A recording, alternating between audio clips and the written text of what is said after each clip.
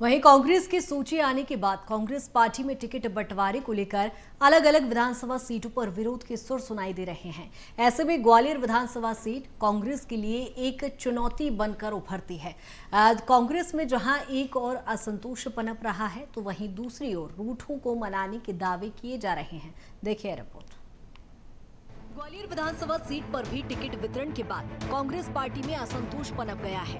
कांग्रेस ने यहां पिछली बार 33,000 से अधिक मतों से हारे हुए सुनील शर्मा को अपना प्रत्याशी बनाया है और इस बात से ग्वालियर विधानसभा से टिकट मांग रहे 4 राजपूत क्षत्रिय नेताओं ने सुनील शर्मा को टिकट दिए जाने का खुलकर विरोध किया है। उन्होंने सुनील शर्मा को सिंधिया का एजेंट बताया और कांग्रेस नेतृत्व के इस फैसले पर कड़ी आपत्ति जताई है। ग्वालियर विधानसभा सीट पर कांग्रेस के राजपूत क्षत्रिय नेता अशोक तोमर, योगेंद्र तोमर, सौरभ तोमर, राजेंद्र तोमर सहित एक अन्य वीरेंद्र सिंह तोमर ने पार्टी के फैसले पर बगावती सुर अपना लिए हैं। उन्होंने कहा कि हमें किसी कीमत पर सुनील शर्मा मंजूर नहीं है।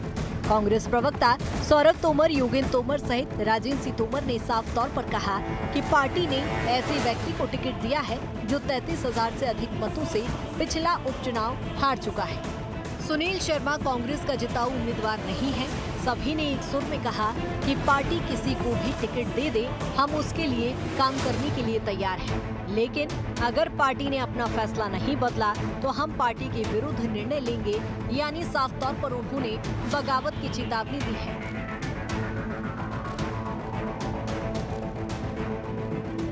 देखिए, कोई व्यक्तिगत रूप से विरोध नहीं है किसी का। मेरा बस इतना कहना है हम सब लोगों का, जितने भी कांग्रेस के कार्यकर्ता हैं, कि जिताऊ आदमी को टिकट दिया जाए जो यहाँ से सीट निकाल सके। बहुत बड़ा मुकाबला है। पहले भी पूर्व में देखा गया था कि 33,000 के अंतर से कांग्रेस की हार हो चुकी है इस सीट पे। तो उसी हिसाब से अगर कोई जिताऊ आदमी को दिया जाए और जो आज के समीकरण है सीट के, उन सबको ध्यान में रखकर अगर पार्टी फैसला करती है तो पार्टी हित में ही होगा और हम पार्टी हित की बात करते आए हैं और आगे भी करते रहेंगे।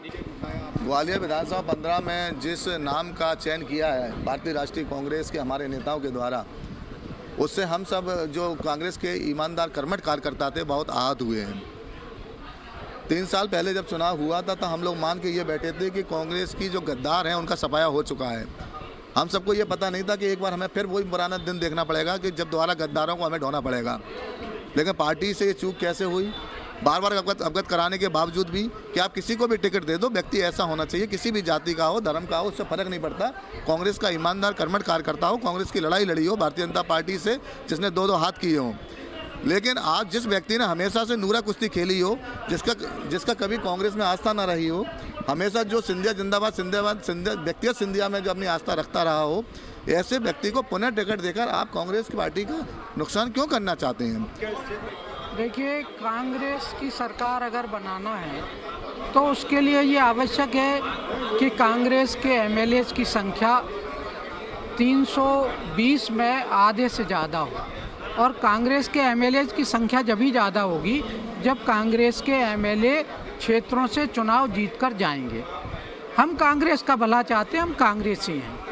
अगर इस तरीके के लोगों को आप टिकट देंगे जो ऑलरेडी 35,000 से हारे हुए हैं, इतने भारी वोटों की संख्या से हारे हुए हैं और जिनकी जो एक प्रतिबद्धता भी संदिग्ध है, तो ऐसे लोगों को अगर आप देंगे, और आज जो ग्वालियर 15 की जनता की जो मांग है वो ये मांग है कि हम कांग्रेस को जिताना चाहते हैं। केवल आपसे एक ही अनुरोध है, एक ऐसा प्रत्याशी दे दो जो बस कांग्रेस में आस्था रखता हो।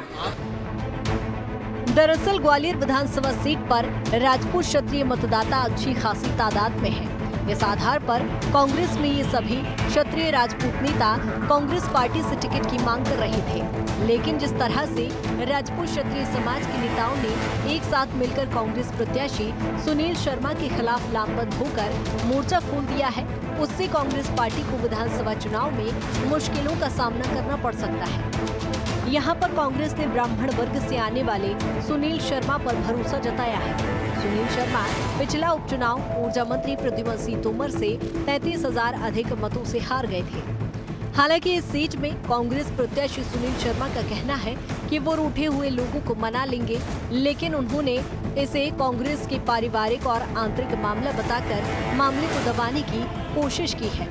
वहीं अपनी करारी हार के लिए सुनील शर्मा ने ऊर्जा मंत्री प्रद्युम्न सिंह तोमर पर उपचुनाव में सरकारी मशीनरी का दुरुपयोग कर चुनाव जीतने का आरोप लगाया है। प्रत्याशियों की सूची जारी होने के बाद जहां एक और कांग्रेस में विरोधी सुर सुनाई दे रहे हैं, तो वहीं दूसरी ओर रूठों को मनाने की बात कही जा रही है। अब देखना ये होगा कि कांग्रेस की ये कवायद कितनी मुफीद हो पाती है और कांग्रेस को सत्ता पर काबिज कर पाती है या कांग्रेस के अंदरूनी खेमे की ये बगावत चुनावी हार में तब्दील होती है।